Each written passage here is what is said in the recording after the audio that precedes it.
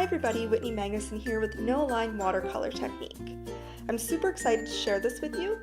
Today I'm using the stamp set Joy and Brighter Days. It's by Tiara Jackson.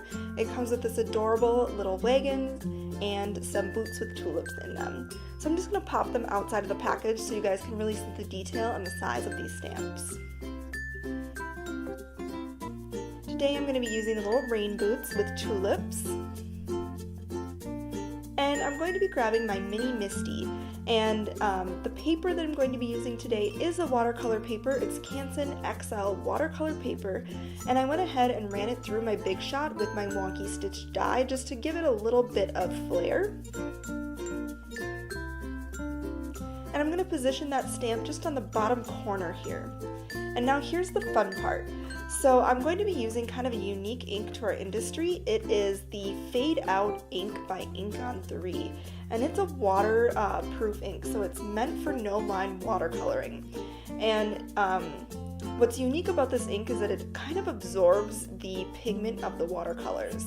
So you guys will see my first impression here is a really light gray, and that would be more than enough. I definitely did not need to do the second impression on this stamp. It's just kind of a habit for me using black ink. I always like it to be really black, but one impression would be great. So you just need to let this dry for a little minute, and we're adding a sentiment anyway, so that'll be enough time for it to dry. And the sentiment I'm using is from the exact same stamp set, Joy and Brighter Days.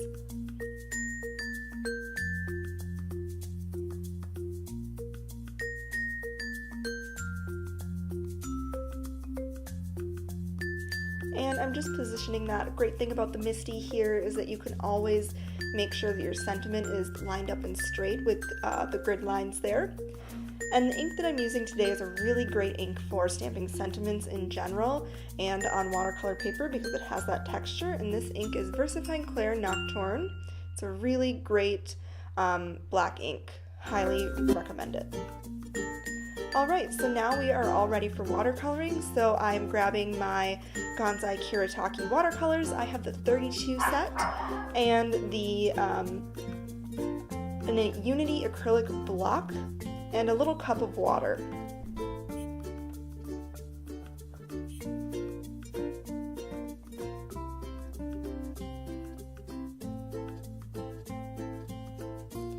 I'm going to be using a fine detail paintbrush because this stamp has a lot of small areas on it, and so I'm going to be blending out yellow on my acrylic block. I'm just adding some water and kind of getting the pigment that I want. And off to the side I have a paper towel. If you get too much water or color on your paintbrush, you can always just dab it off on the paper towel, which I'm doing before I go in.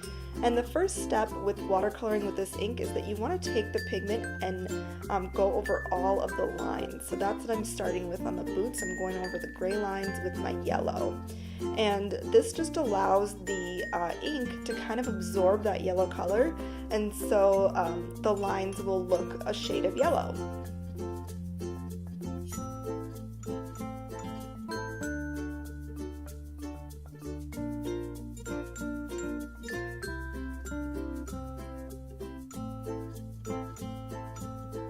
I'm just going to go in and add the same yellow color all over both of the boots here, and we're just going to speed it up so it's not so monotonous.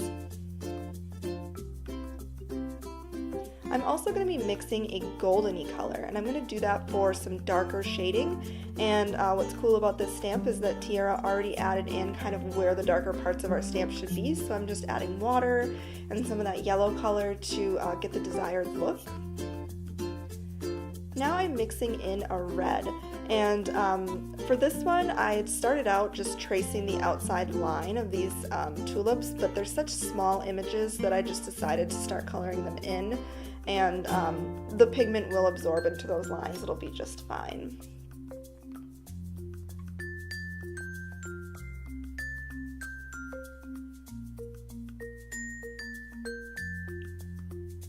And now for our green color. I'm going to be just kind of flicking the watercolor on for the grass around the boots. And then I'm going to use that same green color for all of the little stems and leaves of our tulips as well.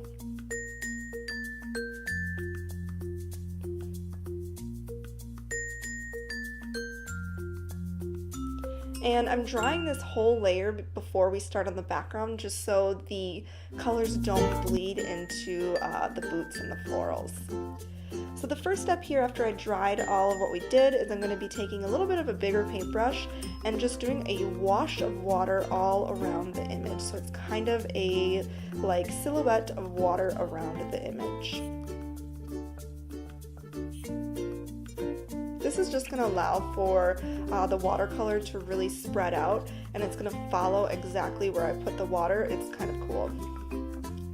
So I'm just mixing a light blue for this.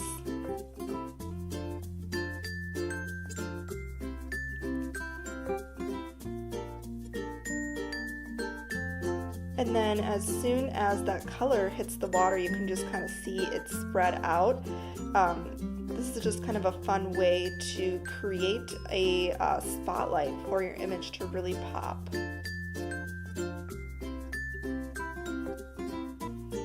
And I'm not going too close to the image right now because I'm going to go back in with a smaller paintbrush to really get those details. And I'm just adding water and color until I get the desired look that I want. And now I'm just going in with that blue and kind of filling in those white spots. We're going to dry this just a little bit, not completely. And then I'm just going in with water and really blending out that outer edge so it's not such a harsh edge. And then just so these boots pop even more, we're going to go in with that same blue in our small paintbrush, and we're going to go all the way around the edges. Just a very, very small border tight around the image.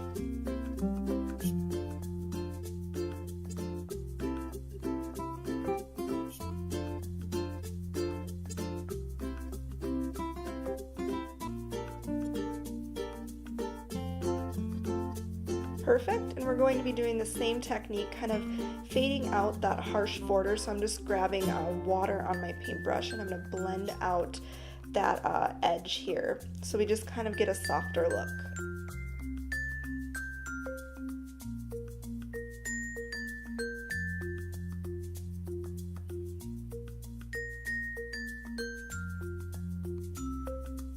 And then, of course, no card is complete without splatters, and so I'm just going to be taking that same blue and adding splatters. I'm trying not to get them on the boots, but just in the white space around our image. So there's what it looks all watercolored up. And the final touch that I added to this is I took some liquid pixie dust and painted the boots to kind of give it that glimmery look. Thanks for watching.